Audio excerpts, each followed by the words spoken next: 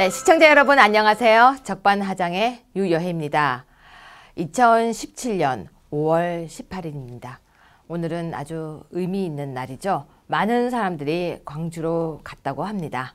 여러분 조금이라도 이렇게 그냥 마음속으로라도 그분들에게 조그만 생각 아니면 그래요, 우리가 다 같이 기도를 보냈으면 좋겠습니다. 저는 논문을 쓸 때요, 독일에서 논문을 쓸 때 5.18에 관한 자료들을 많이 봤었는데요. 우리 역사상에 아픈 역사가 여러 군데 있다는 걸 알게 되었습니다. 5.18뿐만이 아니라 정말로 많은 곳에서 아픈 역사들이 남아 있습니다. 우리 모두 대한민국 안에서 일어났던 일이죠. 아직도 역사는 흘러가고 있는데요. 나중에 그 모든 기록들을 우리 후손들이 정말 제대로 정확하게 알게 되기를 저는 바랍니다. 그런데요, 한 가지 짚고 싶은 게 있습니다. 계속 법안이 나오고 있는데요. 어떤 위원회, 진상조사위원회, 그리고 보상위원회, 과거 지났던 정말 몇십 년이 지났던 모든 사건까지 보상위원회라는 이름으로 계속 발의되고 있습니다. 정말 그들을 위로하는 건지 아니면은 무엇을 원하는 건지는 잘 모르겠습니다. 다음에는 제가 그 보상위원회를 한번 정리해서 이야기를 해볼까 합니다. 왜냐면요, 누구를 위한 법인지가 진짜 의문이 들기 때문입니다. 여러분, 적반하장 시작합니다.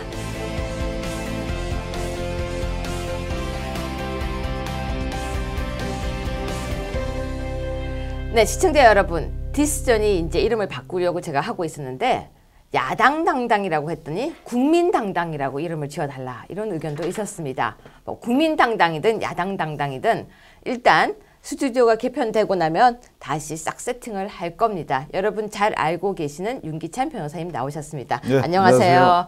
요즘 바쁘시죠? 네. 그럼 돈 많이 버신다는 이야기? 아니, 그런 건 아니고 하여튼 네. 다방면으로 열심히 노력하고 있습니다. 밀린 일 많으시죠? 네. 어제 전화기가 꺼져 있어서 원 수상한 일 때문에 전화기가 꺼졌냐 그랬더니 구치소를 들어갔다 왔다 하시더라고요. 그 변호인으로 들어갔다 왔죠. 제가 직접 재소자로 들어간 건 아니고요. 그렇죠. 그러니까 알아들었어요. 아, 그래? 네. 구치소 들어갈 때는 핸드폰 다 끄고 두고 가죠. 두고 가요. 이 정문에 맡겨놓고 갑니다. 옛날에는 들고 들어갔는데 네. 요즘엔 이 전화기 갖고 또 이렇게 재소자 통화 시도하고 뭐 그런 것들이 있었어요. 그래서 그럼 특별면에 들어갔다 오셨던 거예요? 아니요. 그냥 접견, 변호인 접견. 변호인 접견? 네. 아, 변호인 접견은 시간 요즘 제한 없습니다. 그냥 무제한으로? 네. 무제한이니까 뭐 그거를 하루 종일 하시는 분들도 그래서 계시고. 활용하시는 분들이 있죠. 네. 뭐 저는 사실 그 자꾸 변호인들이 본인들의 그 권한을 적정히 쓰면은 괜찮은데 남용 수준으로 가면 이제 제한이 들어오겠죠. 접견 담당 변호사가 있다, 이런 기사가 나온 적도 있었잖아요.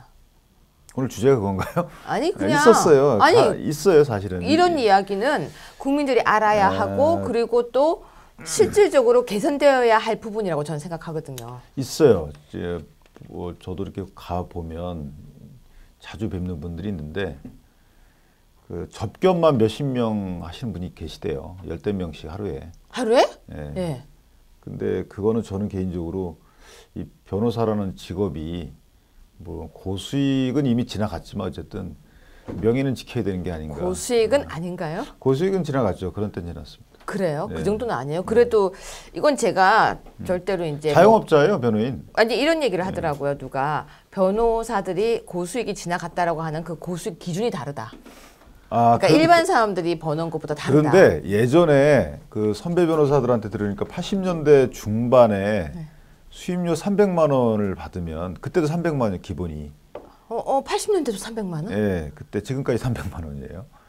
330. 300 부가가치세까지. 네, 330. 300만 그렇죠. 원을 받으면 사무실 운영을 다 했대요. 직원 월급 주고 다 했는데. 그럼 한 번만 사건 해도? 그렇죠. 나머지는 수입이 되는 거죠. 네. 그런데 지금은 뭐 터무니없죠. 그때 80년대였으면 그 당시에 집값도 한 2천만 원 하지 않았어요? 그 당시에 혜태 그 프로야구 선동열 투수가 3천만 원인가 연봉이 그걸로다가 아파트를 뭐 그러니까 2, 3천 샀다고 아파트를 그러더라고요. 했던 걸로 기억을 그러니까 한 하거든요. 그 10배 10배 정도의 이제 그 명목 화폐 가치가 오른 거죠. 네. 실질 가치가 떨어진 거고. 그러니까 300만 원인데 변호인들 수임료는 일부 이제 뭐 하여튼 높은 직 하고 나오신 분들, 그러니까 정관이에요. 정관분들 네. 빼놓고는 사실 변호인들이 고수익을 받는 직종이다라고 하기에는 좀 이미 맞지 않고요. 88년도에요. 19평짜리 아파트 분양가가 950만 원이었다고 합니다. 950만 원이요? 아, 작가 선생님 써주셨구나. 950만 원. 예. 분양가가 그 당시 수임료가 컸던 거죠, 그게. 그러니까 88년도 상계동 19평 아파트가 분양가가 950만 원이었으면 3개월만 모으면 바로 아파트 한 채? 그때는 뭐 3개월 그 정도 됐겠죠. 저희 아버님도 송사를 한 6년 했어요. 저희 그 염전을 했었는데 어쨌든 6년 하는 동안에 변호사 얼굴을 못 봤어요. 변호사 얼굴을 못 봤다고? 얼굴을 못 봤어요, 그 당시는. 변호사 얼굴, 사무장 얼굴만 보고. 근데 요즘은요, 변호사들이 요즘은 카톡으로 뭐 답도 해주고 하던데. 카톡에, 휴대폰에 뭐 요즘은 거의 그렇게 안 하면은 또 좋은 바람직한 방향인데 변호사들은 힘들죠. 힘들죠. 근데 그거 아시죠? 우리가 의대 졸업하면 의사 거의 되잖아요. 네. 법대 졸업하면 그러니까 변호사 안 되잖아요, 우리나라는. 자격 시험이니까. 시험을 보잖아요. 근데 독일은 법대 졸업하면 거의 다 의대처럼 변호사가 되거든요. 그러니까 독일은 시스템이 법대를 졸업하면 딱 의대랑 법대가 같아요. 의대를 졸업하면 웬만하면 의사가 되고 법대를 졸업하면 다 변호사가 되는 시스템이에요. 그러니까 전체 학생 만약에 한 기수의 학생이 한 800명이다. 그러면은 720명 정도가 다 변호사가 되거든요. 그 변호사 숫자가 많네요. 엄청 많죠. 거기 독일은. 독일 다녀오셨구나. 독일은 근데 실체법이 주가 되는 법 체계잖아요. 네네. 그죠? 근데 미국은 절차법이 주가 절차법이죠. 되는 체계고 예. 우린 둘 다 받아들였잖아요. 일본을 통해서. 그러니까요. 그러니까 미국은 보면 거긴 JD인가요? JD. 예. 이거는 얘들은 이제 그 어떤 실무가 아니고 학문 쪽으로 가는 분이고, 네. 그다음에 그 미국 변호사를 뭐라 그러죠? 로스쿨 로스쿨 나와서 네. 뭐 있죠, 그거.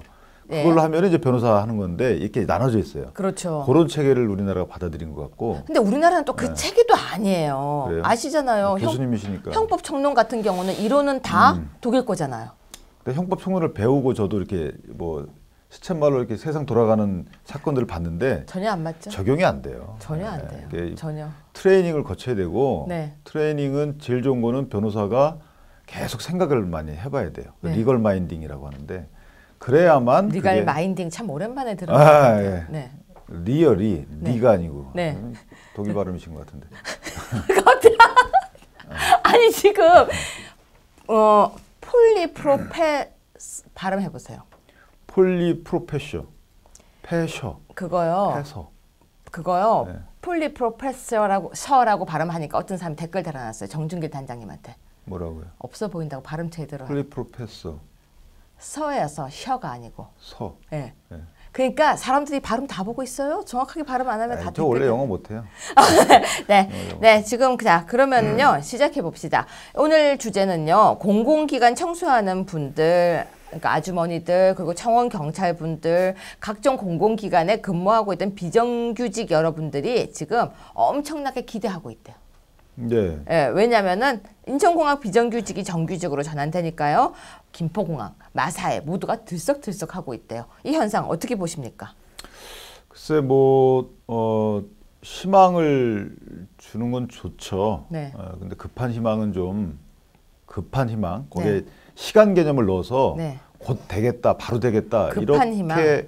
이렇게 국민들한테 불어넣는 것은 글쎄 저는 실망이 또 찾아오지 않을까. 왜냐하면 우리가 야당 입장에서는 견제를 하거나 이렇게 제안을 하거나 뭐 이럴 수 있는데 지금 이제 대통령께서 여당 네. 이제 당수가 되신 거잖아요. 그렇죠. 여당 입장에서 국정을 책임지고 운영한다는 것은 이제 자원이 한정돼 있잖아요. 그다음에 이게 쓸 수 있는 돈이 한정돼 있고 또 절차라는 게 있고 하기 때문에 그런 측면에서 여당 시각으로 방문하셨던 건 좀 아니지 않느냐. 네.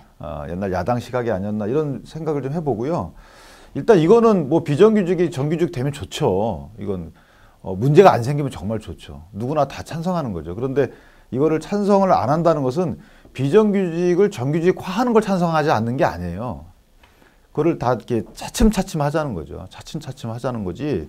단박에 뭐 그게 가능하면 다 하겠죠. 그런데 그런 단박에 하게 되면 부작용이 따르니까 그런 것들을 다 고려해서 차근차근 해 나가자. 아마 이런 시각이 이제 일부에 있었던 거고요. 저도 사실은 그런 시각 중에 하나예요. 왜냐하면 고용시장이라는 것이 옛날하고 좀 바뀌었잖아요. 아까 저 누구와 얘기하다 보니까 이게 비정규직이 병폐다. 네. 이렇게 보는 시각이 있고 추세다 이렇게 보는 시각이 있어요. 비정규직이 추세다. 고용시장의 추세다. 왜냐하면 지금 미국 같은 경우에 사실은 비정규직이 많잖아요. 뭐 네. 주급 이런 식으로. 그러니까 이게 산업화 내지 산업화 고도화되고 그다음에 서비스 산업이 커지면서 옛날식의 평생 직장 이런 개념보다는 좀 안정적이지는 않지만 네. 대접은 제대로 받는. 그러니까 포인트가 좀 바뀌는 거죠. 고용 안정보다는 그 열악한 대우를 안 받거나 하여튼 정규직에 비해서 차별받지 않는 쪽으로. 그래서 저는 정책 포인트가 고용 안정으로 가는 것은 이게 시대를 비춰봤을 때 조금 역행하지 않는가.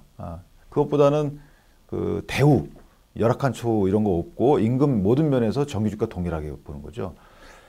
왜냐하면 이게 고용이라는 것이 다 되면 좋은데 이게 시장이라는 게 줄었다 커졌다 막 그러잖아요. 그러다 보니까 그런 부분을 다 공공 부분에서 흡수한다는 것은 공공 부분은 국민이 주주인 회사예요. 이게 그냥 막 어디 화수분 돈 나오는 회사가 아니고 우리 국민 주머니에서 돈 내가지고 메꿔주는 회사잖아요. 옛날엔 공기업이었고 이제 국가 어떤 업무였는데 이거를 외주를 준 거잖아요. 공기업을 세워가지고. 근데 이 사람들이 주주가 국가예요. 어떻게 보면. 잘 사업을 해가지고 돈을 벌면 모르는데 사실 못 벌잖아요. 또 돈 벌면 욕먹고. 우리 한전 같은 경우에 석탄 발전해가지고 수조원 돈 남겼다고 욕먹었잖아요. 미세먼지 이런 거. 왜냐면 이게 화력이나 이런 걸로, 수력 이런 걸로 하면 돈이 많이 드니까 이 사람들이 석탄, 무슨 남부 발전 이런 걸 석탄을 해가지고 발전을 해요. 그러다 보니까 돈은 남는데 환경은 망가지고. 그러니까 공공기업들이 담당하는 업종은 주로 그 공공 인프라 플러스 사기업이 맡겨서는 수지가 안 맞는 것들 이런 걸 맡기는 거거든요. 그럼 거기서 돈이 안 남아요. 원래 안 남아야 되는 거고. 그렇다면 모자라게 되면 인건비가 비중이 높아지게 되면 모자라잖아요. 그럼 국민이 메꿔줘야 돼요. 자, 이런 시스템에서 무작정 이분들을 대책 없이 정규직으로 다 전환시켜 드리는 것은 이것은 당장의 국민 부담으로 다가오지 않느냐 이런 시각이 좀 있는 거예요. 변호사님 여기서 우리가 정규직과 비정규직 한번 짚어야 될 것 같아요. 제가 그걸 물어볼 줄 알고 공부를 하려고 했는데 참 못했는데요. 네, 그건 기본이죠. 일단 기본적으로 네. 비정규직은 일단 고용이 한시적인 거예요. 그죠? 그렇죠. 뭐 네. 1년, 고용이 한시적이다 2년, 보니까 네. 사실은 본인들끼리 어떤 노동조합이나 이런 단결권도 좀 많이 제한돼 있는 상태고 현실적으로 네. 법이 아니고 그다음에 뭐 퇴직금 상여금 이런 것도 없고 보셨어요? 컨닝하는 거? 네. 그래서 중요한 거는 이제 이게 주로 네. 이게 뭐라 그러죠? 이렇게 하청? 근데 제일 하청 주는 큰 차이가 그거 아니에요? 정년 보장. 정년 보장은요. 근데 저는 앞으로 과연 정규직이 정년 보장으로 이게 계속 갈 것인지는 그런데 네? 우리가 공무원이라고 하면 정년 보장 확실하잖아요. 아니 물론 공기업은 정년 보장이 지금 그것 때문에 하는 것도 있고요. 그렇죠. 정년 보장이 확실해요. 그 부담이 다 국민한테 온다니까요. 제가 지금 그 얘기를 지적하고 싶은 거예요. 공무원 숫자가 계속 늘어나면서 정년 보장되는 부분에 대해서는 어떻게 생각하세요? 이제 공공기관하고 이제 공무원은 약간 다르긴 한데 네. 공공기관은 뭐 그나마 본인들 어떤 사업 수익이 있으니까 그렇죠. 그래갖고 이제 네. 충당을 한다 치더라도 공무원의 경우에는 사실 문제가 크죠. 제가 그래서 그 부분을 한번 여쭤보고 싶은 거예요. 공공기관은 수익 사업이라고 합시다. 그래서 그 사람들이 뭐 열심히 일을 해서 이렇게 한다고 하는데 근데 공공기관도요 국민의 세금 투여되잖아요. 되죠. 제가 그렇죠. 말씀드렸는데 공공사업이라는 게 자체가 기업이 수익을 많이 낼 수 없는 구조예요. 수익을. 그러니까요. 그러니까 이익을 많이 낼 수 없는 구조라서 인건비 비중이 커지면 커져. 인건비라는 게 고정비거든요. 이게 임시직이라고 표현하면 안 돼. 비정규직의 경우에는 이게 고정비용으로 안 잡힐 수도 있어요. 이게 이제 고용이 탄력적이기 때문에. 근데 정규직화하면 무조건 고정 비용이에요. 그렇게 되면 이거는 줄래 줄 수 없는 그 비용이 되는 거예요. 네. 그러면 결국은 늘어나게 되는 거죠. 비용이 운영 비용이 늘어나게 되고 그만큼 손해가 나면 국민 세금으로 메꿀 그렇죠. 수밖에 없는 구조죠. 그런데 공무원은 더 심하죠. 지금 그러니까 제가 네. 그 부분을 왜 짚고 싶냐면 공무원 늘린다면서요. 이번에는 1만 명. 10,000명 늘리고 뭐 추가 경정 예산 해가지고 10조. 그러니까 10조를 추경을 편성한다는 하겠다라고 하는데 거잖아요. 자 봐요. 1만 명 늘리겠습니다. 추경하겠습니다. 근데 추경을 야당에서 반대하면 절반이 넘기 쉽지 않죠. 그럼 이렇게 얘기하겠죠. 대식적이니까. 우리는 하고 싶었지만 야당에서 반대해서 못하게 되었습니다. 죄송합니다, 국민 여러분. 야당이 우리 발목 잡네요. 이러면 끝나는 거 아닌가요? 뭐 정치공학적으로 그렇게 될 수도 있는데 네. 이건 여야 문제가 아니고요. 네. 그러니까 절차상 이게 뭐 누가 반대하고 누가 해서 이렇게 그걸 네. 밀었다. 네. 그럼 그 더욱더 그건 정말 그 여당의 어떤 책임 있는 자세가 아니고 뭐 방향을 정확히 말을 해줘야죠. 공무원을 늘린다는 것은 사실 저희도 반대했지만 네. 공무원을 10,000명씩 올해 10,000명 늘린다는 거죠. 네, 올해. 올까지 일단은 순차적으로 거꾸로 해야 10,000명. 되는 거잖아요. 이 공무원이 필요해서 늘려야 되는 거잖아요. 일단 네. 솔직히 말해서. 네. 고용을 하기 위해서 늘린다는 것은. 그러니까 안정적인 직장을 주기 위해서 공무원을 늘리겠다는 거잖아요. 근데 우리 집에 어떤 일하실 분들이 가족이 있는데 가족이 바다치 먹고 사는데 더 이상 뭔가 필요하지 않아요. 농사 짓는 예를 들면. 네. 근데 몇 사람 보니까 못 먹고 사니까 데려다 농사를 짓게 하겠다 이런 개념하고 비교를 해보면 그런 다음에 그 네. 봉급은 다 국민이 내는 거죠. 국민들이 세금을 내는 건데 세금을 내는 거예요. 저는 지금 아까 우리가 처음에 지금 이야기가 다시 한 바퀴 도는데요. 그렇다면 공무원 정년은 바람직한가인데 이번에 그럼 뽑게 되면 그 사람들 정년까지 또 가는 거잖아요. 정년까지 가죠. 그래서 정년에 대한 단축을 하고 이런 방법도 있어요. 저도 생각을 해봤는데 자 공무원을 늘린다고 만약에 늘린다 사회적 합의가 있다라고 네. 치면 정년을 조정하거나 정년을 줄여놓고 그 이후에는 비정규직 공무원으로 하는 거예요. 예를 들면 뭐 60살까지, 뭐 55세까지 했어요. 네. 그럼 그분들이 갖고 있는 어떤 능력, 노하우 같은 게 아까우니까 그분들은 그때부터는 정규직이 아닌 거죠. 이렇게 되돌아오는 거. 이런 제도적 방법이 강구되지 않은 상태에서 공무원을 늘리는 거는 연금 문제도 완전히 갖춰지지 않은 상태잖아요. 공무원 연금 문제. 뿐만 아니라 지금 나오는 얘기를 제가 가만히 들어보면 지금 일하고 있는 사람들 시간을 줄여서 그 시간 줄인 만큼 다른 사람을 채용하겠다고 하고 있거든요. 뭐 그리스처럼 하루에 뭐 일주일에 한 2번, 3번 근무하는 꼴이 되는 거죠. 그러면 지금 내가 근무하고 있던 사람은 갑자기 너는 근무를 조금만 하라고 하면 어떻게 되는 거예요?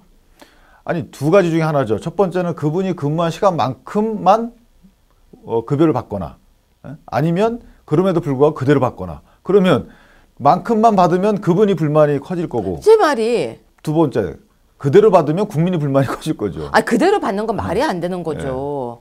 그리고 공무원이 늘어나게 될 경우에는 공무원 복지도 또 늘어나는 거 아니에요?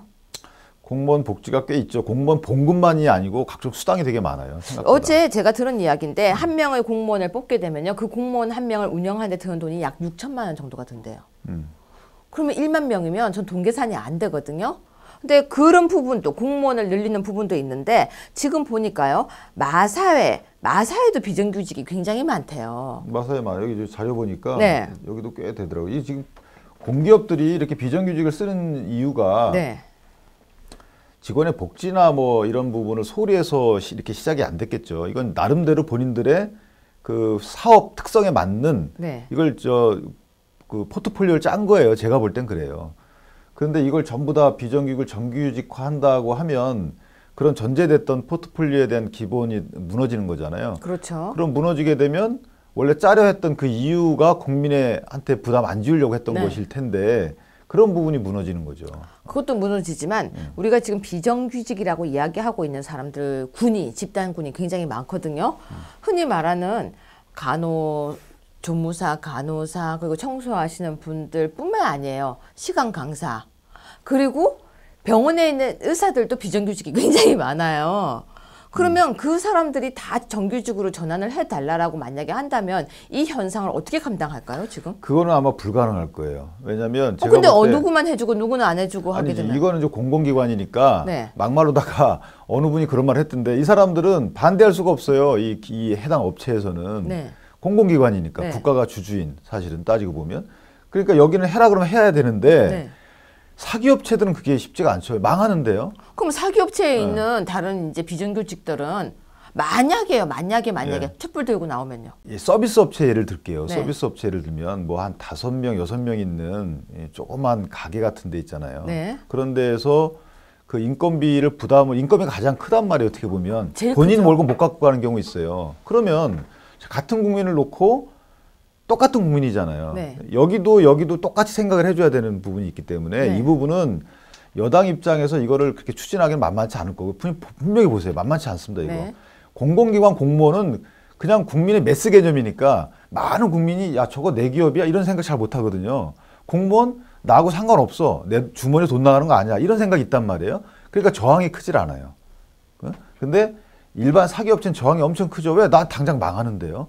이분들을 도와주고 싶죠. 그러나 내가 뭐가 있어야 도와주는 거지. 그게 아닌 상태에서 어떻게 도와줘요? 근데 그거는 이제 논리적인 그 사주 입장이고 그 정규직 비정규직으로 지금 국민을 나눴잖아요. 지금 국민 나누기가 계속 들어가잖아요. 정규직 비정규직. 네. 자, 비정규직 너희 정규직이 지금 여기는 하고 있어. 그럼 이쪽 비정규직은 왜 나는이라는 불만이 있을 거잖아요. 근데 장기적으로 봐야 돼요. 지금 현재 그 당시 선거철이었으니까 이런 공약을 냈을 테고 그 당시에는 그 당시 해당하시는 분들은 그런 공약 때문에 그쪽으로 우호적인 생각을 가졌겠지만 장기적으로 보면 고용이 줄어요. 아니니까요. 그런데 바로 집권하고 바로 하루 이틀 지나서 바로 인천공항. 그러니까 그 부분은 이제 말씀드렸지만 공공기관이기 때문에 그렇죠. 저항이 없어요. 그걸 생각보다. 보고 이렇게 얘기하거든요. 뚝이 무너졌다. 인천공항 터지면 김포공항 있고 김포공항 터지면 김해공항 있고 김해공항 터지고 나면 공항이 몇 개 제주도 있고. 그러니까 지금 뭐 한 17만 명 되는 공공기관의 경우에는 비정규직 도미노가 생길 수 있어요. 비정규직의 정규직화의 도미노. 자, 이 부분은 저는 바람직하지 않다고 보지만 이 부분은 어떻게 보면 여당이나 대통령께서 밀어붙이면 할 수는 있어요. 근데 또 하나 문제점이 있어요. 여기에 입사하려고 준비했던 사람들이 있대요. 내년 시험 보려고. 내년 시험 보려고 준비했던 사람들이 숫자가 굉장히 많았대요. 여기 들어가려고. 그런데 갑자기 있는 사람을 정규직으로 전환하니까 내년에 지금 채용이 어떻게 되는 거예요, 그러면? 줄겠죠. 그렇게 쉽게 얘기하면 안 되죠. 근데 이것도 준비하자. 문제예요. 지금 비정규직을 정규직화하는 방법도 문제가 있는 게요. 네. 그 인터뷰한 어떤 분 보니까 자회사 하나 설립해가지고 네. 거기에 이제 그쪽으로 고용을 돌리는 거죠. 네. 그래서 사실상 처우는 그냥 비정규직하고 비슷하게 하는 게 아니냐 이런 우려를 또 나타내기도 했어요. 네, 네. 그러니까 이게 그 소위 말하는 무늬만 정규직화하는 게 아니냐. 그러니까 눈 가리고 아웅. 그렇죠. 네. 자회사라는 게 사실은 이 회사하고도 상관이 없을 수 있어요. 자회사라는 게. 네. 하청업체하고 똑같은 거예요. 자, 그러면 그 부분에 관해서 공공기관에서 근무하는 비정규직을 정규직으로 전환하고 안정적인 일자리를 만들려면